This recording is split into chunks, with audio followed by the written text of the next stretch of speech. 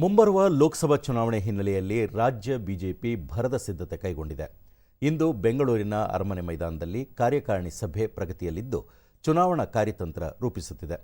ರಾಜ್ಯ ಬಿಜೆಪಿ ಅಧ್ಯಕ್ಷ ಬಿವೈ ವಿಜೇಂದ್ರ ಅಧ್ಯಕ್ಷತೆಯಲ್ಲಿ ಸಭೆ ನಡೆಯುತ್ತಿದೆ. ಸಭೆಯಲ್ಲಿ ಪಕ್ಷದ ಕೇಂದ್ರೀಯ ಸಂಸದೀಯ ಮಂಡಳಿ ಸದಸ್ಯ ಬಿಎಸ್ ಯಡಿಯೂರಪ್ಪ, ಕೇಂದ್ರ ಸಚಿವರಾದ ಭೂಪೇಂದ್ರ ಯಾದವ್, ಪ್ರಹ್ಲಾದ್ ಜೋಶಿ, ರಾಜೀವ್ ಚಂದ್ರಶೇಖರ್, ಮಾಜಿ ಮುಖ್ಯಮಂತ್ರಿಗಳಾದ ಬಸವರಾಜ ಬೊಮ್ಮಾಯಿ, ಡಿವಿ ಸದಾನಂದಗೌಡ, ಜಗದೀಶ್ ಶೆಟ್ಟರ್, ವಿಧಾನಸಭೆ ವಿರೋಧ ಪಕ್ಷದ ನಾಯಕ ಆರ್ ಅಶೋಕ, ವಿಧಾನ ಪರಿಷತ್ ವಿಪಕ್ಷ ನಾಯಕ ಕೋಟಾ ಶ್ರೀನಿವಾಸ್ ಪೂಜಾರಿ ಮತ್ತಿತರರು ಉಪಸ್ಥಿತರಿದ್ದಾರೆ. ರಾಜ್ಯದ ಕಾರ್ಯಕಾರಿಣಿಗೆ ಕೇಂದ್ರದ ಸಚಿವರಾಗಿರ್ತಕ್ಕಂಥ ನಮ್ಮೆಲ್ಲರ ಹಿರಿಯರನ್ನು ನಾನು ಅವರಿಗೆ ಕೋರ್ತಾ ಇದ್ದೇನೆ. ಆರ್ಥಿಕವಾಗಿ ಸಹಾಯ ಮಾಡಿದ ನಮ್ಮ ಭಾರತೀಯ ಜನತಾ ಪಾರ್ಟಿ ಎಲ್ಲ ವರ್ಗಕ್ಕೆ ನ್ಯಾಯ ಕೊಡ್ತಕ್ಕಂಥ ಕೆಲಸ ನಮ್ಮ ಮುಂದೆ ಇರತಕ್ಕಂಥ ದೊಡ್ಡ ಸವಾಲು ಏನಪ್ಪ, ಇಡೀ ದೇಶ ಇವತ್ತು ಕೇಂದ್ರ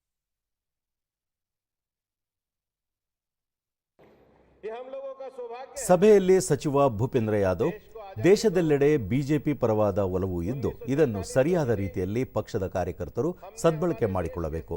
ಕೇಂದ್ರ ಸರ್ಕಾರದ ಯೋಜನೆಗಳನ್ನು ಜನರ ಮನೆ ಬಾಗಿಲುಗಳಿಗೆ ಮುಟ್ಟಿಸುವ ಕೆಲಸವನ್ನು ಮತ್ತಷ್ಟು ಚುರುಕುಗೊಳಿಸಬೇಕು ಎಂದು ಸಲಹೆ ನೀಡಿದರು. आर्थिक न्याय और समता पे आधारित संविधान का निर्माण हुआ, लेकिन 70 सालों में कांग्रेस के द्वारा देश के संविधान को बार बार पूरी तरह जो लागू नहीं किया गया, लेकिन भारत की सच्ची आत्मा और भारत की जागृति के काम को ये 22 जनवरी को करके हमने गौरवशाली भारत बढ़ाने के मार्ग पे प्रधानमंत्री जी के नेतृत्व में कदम बढ़ाए. ಬಿವೈ ವಿಜೇಂದ್ರ, ರಾಜ್ಯದಲ್ಲಿ ಪಕ್ಷವನ್ನು ಮತ್ತಷ್ಟು ಬಲಪಡಿಸಲು ಕಾರ್ಯಕರ್ತರು ಶ್ರಮಿಸಬೇಕು. ಎಲ್ಲ 28 ಲೋಕಸಭಾ ಕ್ಷೇತ್ರಗಳನ್ನು ಗೆಲ್ಲುವ ನಿಟ್ಟಿನಲ್ಲಿ ಕಾರ್ಯತಂತ್ರ ರೂಪಿಸಲಾಗುವುದು ಎಂದು ತಿಳಿಸಿದರು. ಯಾವ ಸಂದರ್ಭದಲ್ಲಿ ಬೇಕಾದರೂ ಚುನಾವಣೆ ಘೋಷಣೆ ಆಗ್ತದೆ. ನಾವು ಒಂದು ಕ್ಷಣನೂ ಕೂಡ ಮನೆಯಲ್ಲಿ ವಿಶ್ರಾಂತಿಯನ್ನು ತೆಗೆದುಕೊಳ್ಳದೇನೆ ಕುಂತಲ್ಲಿ ನಿಂತಲ್ಲಿ ನರೇಂದ್ರ ಮೋದಿ ನಮ್ಮ ಕಾರ್ಯಕ್ರಮದ ಬಗ್ಗೆ ಹೆಚ್ಚು ಜನರ ಮಧ್ಯೆ ಮಾತಾಡಿದ್ರ ಮುಖೇನ ಮುಂದಿನ ಲೋಕಸಭಾ ಚುನಾವಣೆ 28ಕ್ಕೆ 28 ಲೋಕಸಭಾ ಕ್ಷೇತ್ರಗಳನ್ನು ಗೆಲ್ಲೋದ್ರ ಮುಖೇನ 28ಕ್ಕೆ 28 ಲೋಕಸಭಾ ಕ್ಷೇತ್ರಗಳನ್ನು ಗೆಲ್ಲೋದ್ರ ಮೂಲಕ ಇವತ್ತು ರಾಜ್ಯದಲ್ಲಿರ್ತಕ್ಕಂಥ ಭ್ರಷ್ಟ ಕಾಂಗ್ರೆಸ್ ಸರ್ಕಾರಕ್ಕೆ ತಕ್ಕ ಉತ್ತರವನ್ನು ಕೊಡಬೇಕಾಗಿದೆ.